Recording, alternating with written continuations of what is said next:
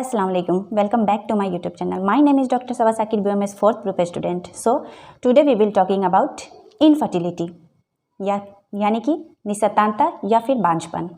Infertility की बात करने से पहले हम नॉर्मल एक छोटा सा प्रोसेस जान लेते हैं फर्टिलाइजेशन का। ओके, तो जो फर्टिलाइजेशन होते हैं वो क्या होते हैं, जब मेल और फीमेल फिजिकल रिलेशन में आते हैं तो जो फीमेल होती है, फीमेल के यूरेथ्रा में मिलियंसों स्पर्म इजाकुलेट होते हैं और वो यूट्रस के थ्रू क्या करते हैं, जो यूट्रस के थ्रू वो जाते हैं फ्लोपियन ट्यूब की ओर, और उधर फ्लोपियन ट्यूब में जो एग रिलीज होते हैं वो फ्लोपियन ट्यूब का एक पार्ट होता है एम्पुला, वहाँ पे जो एग है वो वेट करते हैं स्पर्म का। फिर जब स्पर्म वहाँ तक पहुँचते हैं तो दोनों मिलते हैं, फर्टिलाइज होते हैं, देन ऐसे प्रेगनेंसी की जो प्रोसेस है वो स्टार्ट हो जाती है वहीं से। फर्टिलिटी की बात करने से पहले हम एक मिसाल आपको देना चाहते हैं और हम ये मिसाल सिर्फ इसलिए आपको देना चाहते हैं ताकि जो ऐसे कपल्स हैं जो जिनको प्रॉब्लम इनफर्टिलिटी की है यानी बांझपन की जिनकी प्रॉब्लम है, उनके जो दर्द है, उनके तकलीफ़ है वो हम सब समझें और उनके लिए दुआ करें कि वो उन्हें भी जल्द से जल्द उनके भी गोद भर जाए, उनके भी घर में बच्चे की किलकारी हो।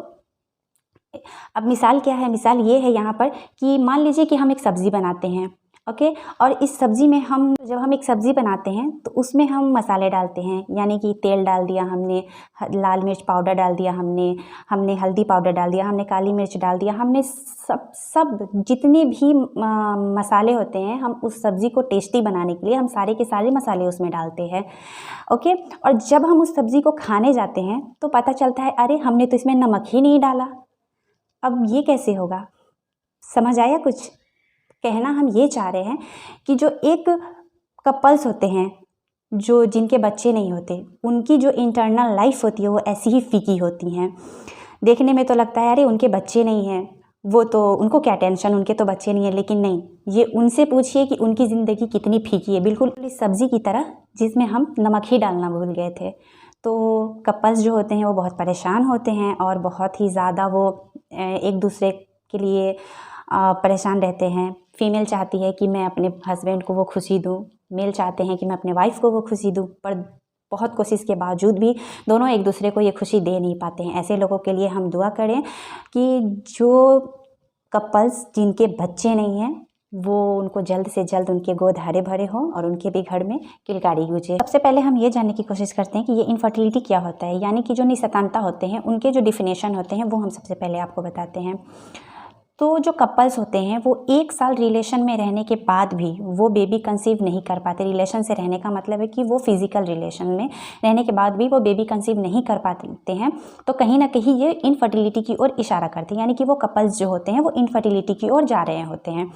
अब इनफर्टिलिटी जो होते हैं वो 2 तरह के होते हैं, एक होते हैं प्राइमरी इनफर्टिलिटी एंड देन होते हैं सेकेंडरी इनफर्टिलिटी। जो प्राइमरी इनफर्टिलिटी होते हैं वो 1 साल के अंदर के होते हैं, यानी कि जो एक लेडी है वो अभी एक बार भी मां ना बनी हो तो उन्हें ही हम कहते हैं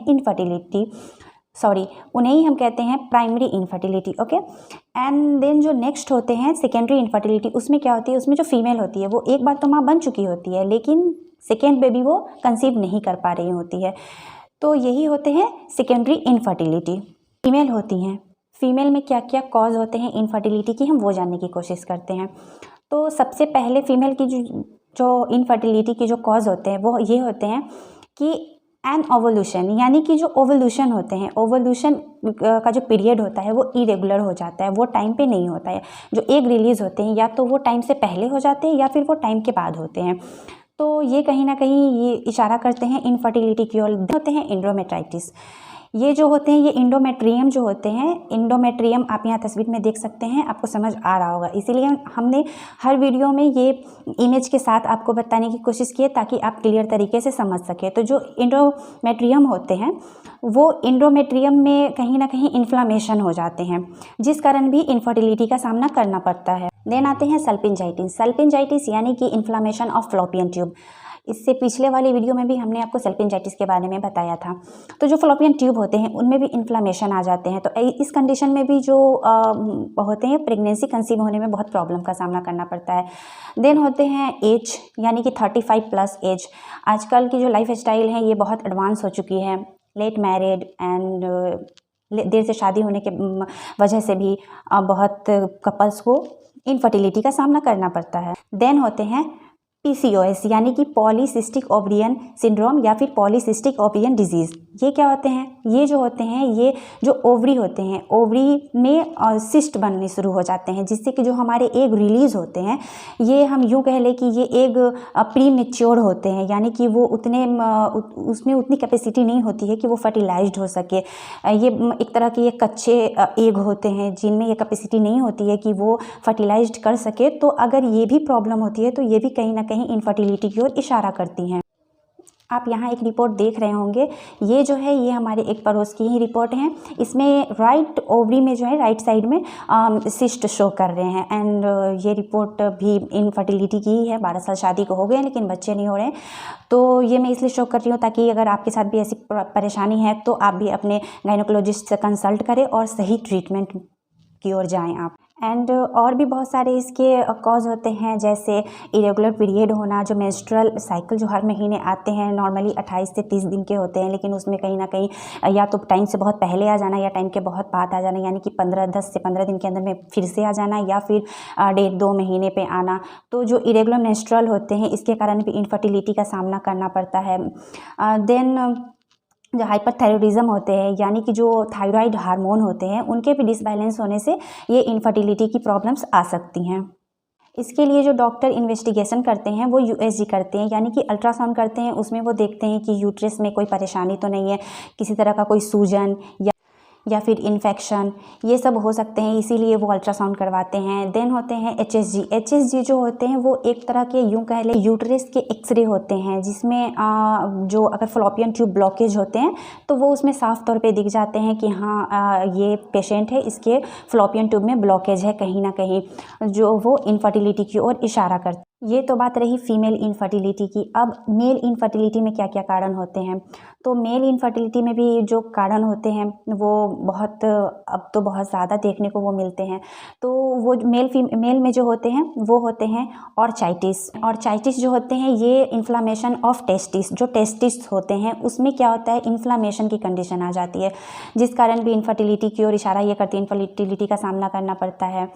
एंड देन होते हैं एस्पर्मिया यानी कि जो सीमेन फ्लूइड होते हैं उनका रिडक्शन और जो एक्सक्रीशन होता है वो सही ढंग से नहीं हो पा रहा है, वो कम है, जिस कारण भी इनफर्टिलिटी मेल में देखने को मिल सकता है। देन होते हैं ऑल्गोएस्पर्मिया जो होते हैं इसमें स्पर्म की जो होती है वो स्पर्म काउंट देखे जाते हैं। उसमें देखे जाते हैं कि अगर 80 मिलियंस से ज़्यादा है या 80 मिलियंस है तो ये सही है, अगर 20 मिलियंस से कम है तो ये इनफर्टिलिटी की ओर ये केसेस जा रहे होते हैं। इसमें क्या होता है, इसमें सीमेन एनालिसिस होते हैं जिसमें स्पर्म के काउंट देखे जाते हैं, उनका मोटाइल देखा जाता है कि अगर मोटाइल में 50% से कम होते हैं तो वो इनफर्टिलिटी की ओर इशारा करते हैं। कम से कम 50% उनकी मोटिलिटी तो होनी ही चाहिए। फ्रेंड्स, आप यहाँ पे आप एक रिपोर्ट देख सकते हैं जो कि एक मेल का है। ये जो रिपोर्ट है इसमें तफसील से हम नेक्स्ट वीडियो में बात करेंगे। फ़िलहाल जो मुद्दे की बात है हम उसकी बातें करते हैं। तो जो इनका जो स्पर्म काउंट है वो 60 मिलियन है, ठीक है, 60 मिलियन है। तो इससे बात ये है कि ये अभी इनफर्टिलिटी की ओर ये जा रहे हैं। ओके, इनको इनफर्टिलिटी का सामना करना पड़ सकता है। मे भी हो सकता है ये अल्कोहल ले रहे हो, टोबैको, स्मोकिंग वगैरह कर रहे हो, या फिर लॉन्ग टाइम जो इनका जो वर्क है, जो वर्किंग आवर हो, ऐसा हो कि ज़्यादा टाइम ये बैठे हो, ज़्यादा टाइट कपड़ा पहनते हो, जिस कारण भी इनको अब ये इनफर्टिलिटी की ओर इशारा कर रही हैं इनकी जो रिपोर्ट हैं वो। और इन स्पर्म की जो मोटिलिटी है वो सही है, वो अभी 50% है, लेकिन जो इनका काउंट है वो धीरे धीरे कम हो रहा है, यानी कि ये इनफर्टिलिटी की ओर जा रहा है। तो ये तो रहा बात आपको इनफर्टिलिटी का। अगर इनमें से आपको कोई भी प्रॉब्लम है तो आप तुरंत अपने नज़दीकी डॉक्टर से कंसल्ट करें, उन्हें अपनी परेशानी को बताएं। और निसंतानता की जो परेशानी है वो बहुत तेज़ी से हमारी सोसाइटी में फैल रहे हैं, जिस कारण जो कपल्स होते हैं वो बहुत परेशान रहते हैं। फ्रेंड्स, अगर आपको ये वीडियो अच्छा लगा हो तो लाइक, सब्सक्राइब एंड शेयर करें। एंड आशा करते हैं आप हमें सपोर्ट करेंगे, हमें आगे बढ़ाएंगे। So thank you so much, thanks for watching.